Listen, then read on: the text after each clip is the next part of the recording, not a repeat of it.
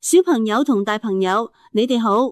今日福音講到耶穌復活之後，11個門徒去咗加里肋亞，到耶穌約定佢哋去嘅山上。當門徒見到耶穌就朝拜佢，但有啲人仍然有少少懷疑。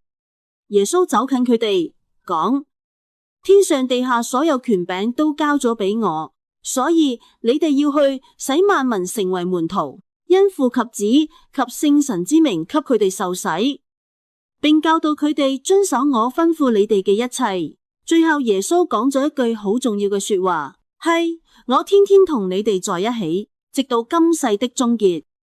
呢段福音真係好重要，因為係耶穌升天之前最後嘅使命。第一，耶穌派遣門徒，耶穌唔係叫門徒留喺原地，而係叫佢哋去，即係話信仰唔可以只收埋喺自己心入面，而係要分享出去。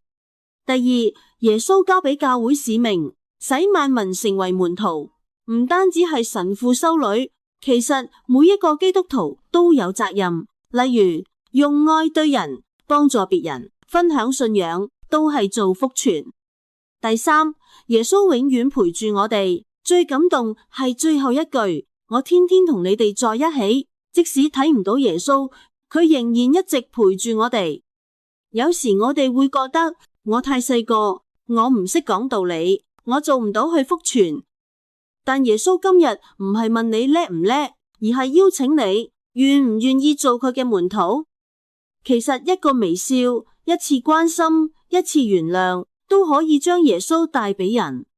主耶穌，多謝你邀請我哋成為你嘅門徒。求你俾我哋勇氣，喺生活中分享你嘅愛。